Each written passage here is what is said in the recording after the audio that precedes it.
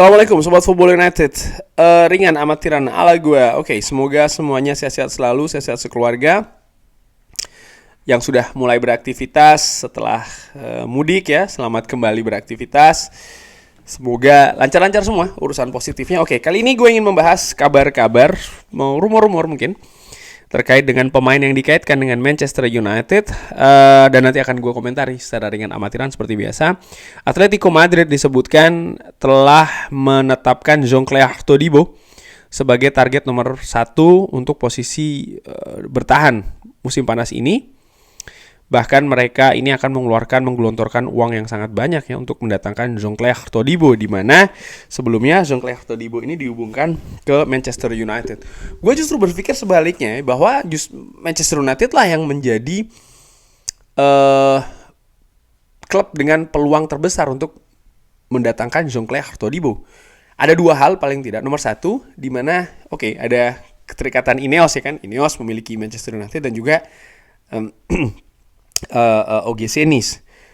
Satu, yang kedua, sebenarnya kan Jean-Claude Todibo nih nyaris datang ke Manchester United musim panas yang lalu. Namun Manchester United gagal untuk melepas back tengahnya pada saat itu kan Harry Maguire yang disebutkan. Nah, situasi itu menurut gua akan berubah musim panas nanti, di mana besar kemungkinan Manchester United akan melepas setidaknya satu pemain back tengahnya. Apakah Harry Maguire, Rafael Varane, atau Victor Lindelof? Ada banyak kabar yang mengatakan justru peluang terbesar yang bertahan adalah justru Victor Lindelof, Harry Maguire dan juga Rafael Varane peluangnya untuk cabut lebih besar, dan juga sebaliknya. Tapi intinya ada perubahan di sektor back tengah dan sangat wajar karena Manchester United lini belakangnya ada banyak pemain yang cedera, iya, tapi dari sisi kualitas pun juga tidak lebih baik dari musim lalu, sehingga memang butuh diperbaiki, terutama jika memang Manchester United ini ingin di musim depan bisa lebih bersaing di kompetisi yang diikuti. Nah, Jean-Claude Todibo ini menurut gue calon ideal. Kenapa gue bilang calon ideal? Bukan berarti gue selalu mengikuti OGC Nice, terutama dengan Jean-Claude Todibo, enggak. Tapi fakta bahwasanya Jean-Claude Todibo ini berada di bawah Ineos melalui OGC Nice, artinya data-data terkait dengan Jean-Claude Todibo ini sudah sangat dipegang.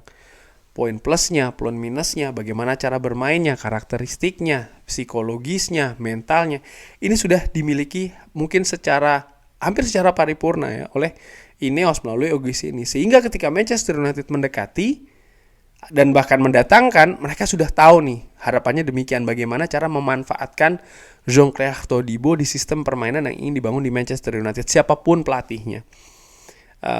Dan dari sisi harga, nah di sini juga menarik, tapi menurut gue mungkin di belakang layar ya peran dari Ineos itu tentu saja akan sangat besar di sana, sehingga balik lagi gue berpikir peluang Jean-Claude Todibo untuk mendarat di Old Trafford musim depan ini justru yang paling besar. Kabar selanjutnya, Manchester United, Chelsea, dan Arsenal semua ini mengikuti Benjamin Sesko dengan rilis clause senilai 42,7 juta pounds. Dan ini akan aktif di musim panas nanti. Bahkan perwakilan dari Benjamin Sesko ini sudah berada di Chelsea dan juga Manchester United. Langsung saja gue sambungkan juga ke kabar selanjutnya, di mana Ivan Ferguson ini juga dikabarkan didiskusikan secara internal di Manchester United bersama dengan Benjamin Sesko yang rilis clause-nya senilai 50 juta euro.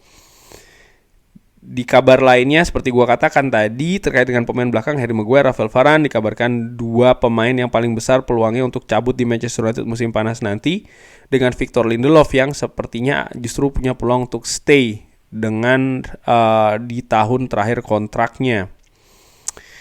Kabar lainnya bagaimana Bastian Schweinsteiger ya terkait dengan wawancaranya mengatakan kalau John Murtough mengatakan kepada dirinya untuk tidak berlatih di tim utama di bawah Jose Mourinho. Ini menunjukkan bagaimana kacaunya sistem atau struktur manajemen di Manchester United. Dan kalau ini diterus-teruskan, Manchester United tidak akan kemana-mana. Mau ganti-ganti pelatih, mau ganti-ganti manajer seperti apapun, kalau strukturnya bobrok, maka semuanya kemungkinan juga akan jelek. Fulham dikabarkan ini akan membuat 30 juta tawaran untuk mendatangkan Sofyan Amrabat dari Fiorentina musim panas ini. Manchester United dikabarkan tidak tertarik untuk mendatangkan secara permanen. Ya, peluangnya demikian terkait dengan Sofyan Amrabat. Dia walaupun bahkan dengan penampilan Casemiro yang tidak stabil, Sofyan Amrabat sendiri belum bisa memikat menurut gue tim kepelatihan, apalagi fans Manchester United. Padahal ada beberapa kesempatan dia ditempatkan di posisi terbaiknya adalah di gelandang bertahan ya kan. Tapi menurut gue ya mungkin unsur adaptasi sih ya yang tidak sempurna, di mana dua faktor. Nomor satu, Sofyan Amrabat datang di penghujung transfer ya kan, sehingga integrasi dengan Manchester United dilakukan dengan berjalan, artinya kompetisi yang sudah berjalan, mungkin daya adaptasinya tidak seperti pemain lain, tidak secepat pemain lain. Ditambah lagi faktor nomor 2 adalah tentu saja banyaknya pemain Manchester United yang cedera, sehingga dia harus beradaptasi dengan komposisi yang berbeda-beda di Manchester United dengan bukan situasi yang ideal, sehingga ya sayang sekali sih dia belum bisa bersinar ataupun juga penampilan seperti yang diharapkan. Karena gue ingat benar sebelum Sofyan Amrabat datang itu banyak sekali harapan bahwa Sofyan Amrabat ini bisa memperbaiki situasi gelandang Manchester United. Namun setelah Kobbie Mainoo datang, memang justru Kobbie Mainoo yang lebih mengangkat lini tengah Manchester United. Walaupun demikian, gue memperkirakan belum 0% Sofyan Amrabat akan cabut dari Manchester United. Tetap ada peluang dia akan stay di Manchester United, bahkan dipermanenkan. Ada beberapa faktor, mungkin juga harga, mungkin juga diskusi, mungkin juga banyak hal lah menurut gue yang membuat belum 0% ya bahwa Sofyan Amrabat akan cabut dari Manchester United. Tapi yang jelas menurut gue Manchester United butuh memang gelandang breaker yang kualitasnya bahkan lebih bagus daripada seorang Casemiro. Kita lihat nanti akan seperti apa di bursa musim panas. Dan balik lagi, striker Benjamin Sesko, Ivan Ferguson, harganya terlalu tinggi menurut gue ya. Memang ada dua opsi paling tidak untuk posisi lini depan Manchester United. Apakah itu mendatangkan pemain yang senior atau justru mendatangkan pemain muda dengan potensi yang besar seperti Benjamin Sesko ataupun juga Ivan Ferguson. Tapi siapapun yang akan didatangkan menurut gua ya fungsinya akan tetap mendorong Rasmus Højlund ini justru bisa lebih keluar kemampuannya sehingga bisa menjadi striker utama Manchester United yang sejati, katakanlah demikian ya. Sehingga langkah ini yang akan menjadi patokan ataupun pakem dalam merekrut pemain baru, menurut gue demikian. Dan kalau mengeluarkan justru angka investasi yang lebih tinggi, yang malah akan bisa menurunkan kualitas kemampuan dari Rasmus Højlund, menghalangi perkembangannya,